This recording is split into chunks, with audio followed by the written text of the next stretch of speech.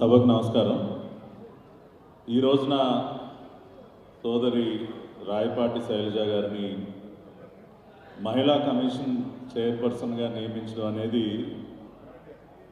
అమరావతి ఉద్యమాన్ని ముందుండి నడిపించినటువంటి ప్రతి ఒక్క మహిళకి ఇచ్చినటువంటి గౌరవంగానే మనం భావించాలి.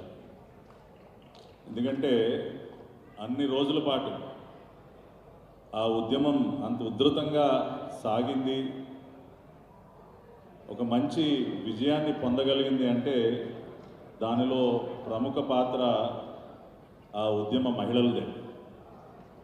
ఎన్ని కష్టాలు ఎదురైనా కూడా వెనకడుగు వేయకుండా అమరావతి ఉద్యమ మహిళ ముందుకు సాగింది. మరి అటువంటి ఆ మహిళలందరికీ కూడా ఇవాళ ఒక గుర్తింపు దక్కినట్టుగానే నేనైతే భావిస్తూ ఉన్నాను. ఇంకొక పక్కన గత 5 సంవత్సరాల పరిపాలన 2019-24 మధ్య మహిళల యొక్క ఆత్మ గౌరవాన్ని కించపరిచే విధంగా, మహిళలంటే ఒక చులకన భావం ఏర్పడే విధంగా రాష్ట్రంలో ఉన్నటువంటి ప్రతి మహిళ కూడా ఒక అభద్రతకి లోనయ్యే విధంగా సాగింది.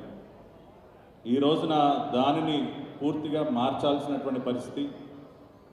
గత సంవత్సర కాలంగా మరి కూటమి ప్రభుత్వం చంద్రబాబు నాయుడు గారి సారథ్యంలో ఏర్పడిన తర్వాత ఒక డైనమిక్ హోమ్ మినిస్టర్ని వంగలపూడి అనిత గారి రూపంలో మనకు అందించారు. మరి గత సంవత్సర కాలంగా వారు అనేక రకాలుగా గతంలో ఏర్పడినటువంటి ఆ పరిస్థితుల్ని మార్చే విధంగా వారు కృషి చేస్తున్నారు. వారికి ఇప్పుడు అదనపు బలాన్ని ఇచ్చే విధంగా మరి రాయపాటి శైలజ గారిని మహిళా కమిషన్ చైర్పర్సన్గా నియమించడం అనేది ఇవాళ రాష్ట్ర వ్యాప్తంగా ఉన్నటువంటి ప్రతి ఒక్క మహిళ కూడా ఆనందించదగ్గ విషయం. అదేవిధంగా శైలజ గారు కూడా ఇందాకే మిత్రులు భాగ్యరావు గారు చెప్తా ఉన్నారు, ఆమెకు అనేక పవర్స్ ఉన్నాయి, జ్యుడిషియల్ పవర్స్ ఉన్నాయి, సోమోటో కేసెస్ పెట్టేటటువంటి పవర్స్ ఉన్నాయి. కంప్లైంట్స్ కోసం ఎదురు చూడకుండా ఎక్కడ ఏ చిన్న సంఘటన జరిగినా కూడా సోమోటో కేసెస్ ఫైల్ చేసి ఒక భయాన్ని సృష్టించాలి.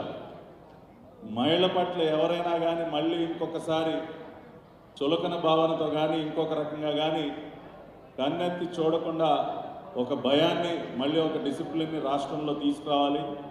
ఇంకా అక్కడక్కడ అటువంటి పోకడలు ఇంకా కనపడుతూ ఉన్నాయి. అది సోషల్ మీడియాలో కానివ్వండి, ఇంకొక రకంగా ఏ ప్లాట్ఫామ్ మీదైనా సరే మహిళల పట్ల ఒక చిన్న కామెంట్ పెట్టినా సరే వదిలిపెట్టదు ఈ ప్రభుత్వం. ఏ రకంగా అయితే మన హోంమంత్రి గారు పనిచేస్తూ ఉన్నారో అదేవిధంగా ఉమెన్స్ కమిషన్ చైర్పర్సన్గా శైలజ గారు కూడా అంత కఠినంగా వ్యవహరించాలి. మళ్ళీ సమాజంలో అటువంటి మార్పుకి శ్రీకారం చుట్టాలి అని చెప్పి హృదయపూర్వకంగా కోరుకుంటూ మరొకసారి వారికి నా హృదయపూర్వక శుభాకాంక్షలు, అభినందనలు తెలియజేస్తూ సెలవు తీసుకుంటున్నాను.